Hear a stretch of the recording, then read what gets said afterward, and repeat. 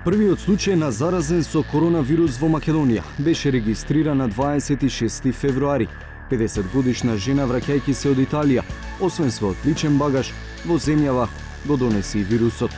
Пациентката е позитивна за вирусот COVID-19, што значи дека е таа првиот пациент во Скопје диагностициран за заболена со овој причинител.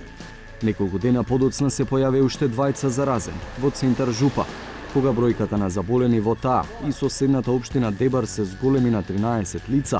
Владата на 12 март донесе одлука да го стави регионот под карантин. Доколку има проценки дека треба нешто да се промени, да се продолжи таа кризна состојба и така натаму, органите, институциите ќе носат нови одлуки. На 18 март председателот Стево Пендаровски прогласи вонредна состојба на територијата на цела земја.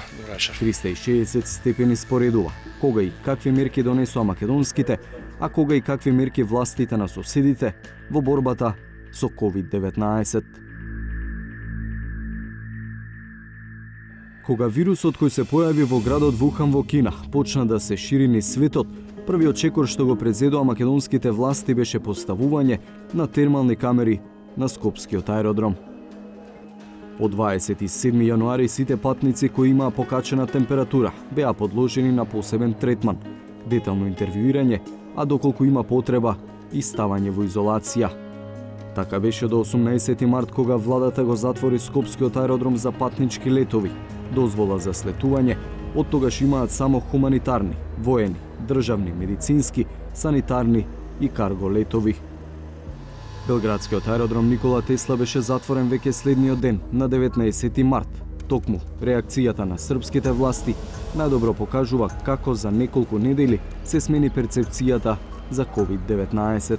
Не могу да веруjem da narod koji je preživao sankcije, bombardovanje, svakojako maltretiranje će se uplašiti najsmešnijeg virusa u istoriji čovečanstva koji na Facebooku postoji. Подоцна, токму насмеаниот Вучич во чие присуство беше дадена оваа изјава, обвини дека докторот не бил разбран.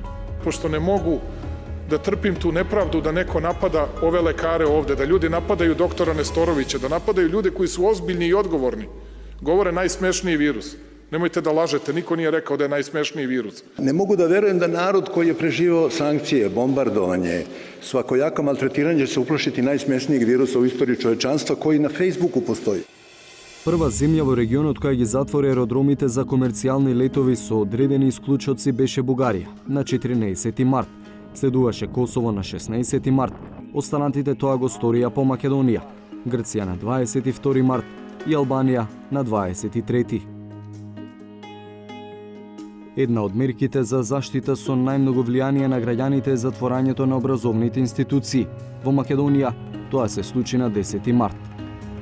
Неколку дена подоцна министерот за образование и наука ги повика образовните институции да почнат со онлайн настава. Со кој ќе им помогнат на учениците и на студентите да продолжат да се надградуваат согласно наставните и студиските програми и да го совладат тоа што треба во овој кризен период.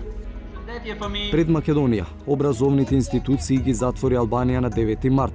Грција го стори тоа во изден со земјава на 10 март, а следниот ден на 11 и Косово ги затвори училиштата и факултетите. Останатите подоцна, Бугарија на 13 март, Србија на 16. Това, че системата стартира за 3 дни електронното обучение, показа, че учителите се пак се подготвени.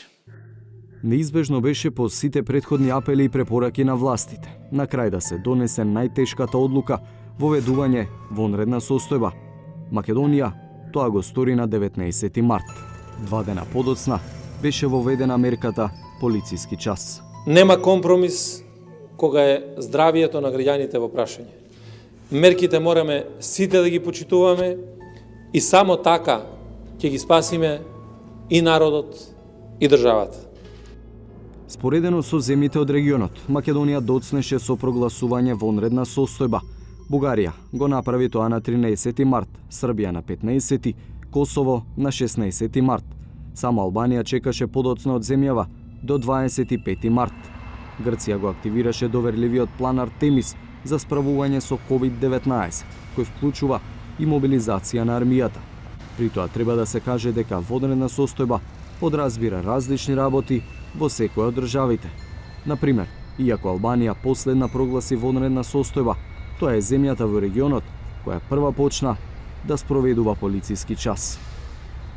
Албанија ја воведе мерката на 12 март, следуваше Србија на 18, а последна тоа го стори Грција на 23 март, 2 дена по нашата земја. Останатите земји во регионот не имаат полициски час. Во Косово, премиерот Албин Курти донесе таква одлука, но таа беше поништена од Уставниот суд. Во Бугарија пак полициски час има само во одредени региони.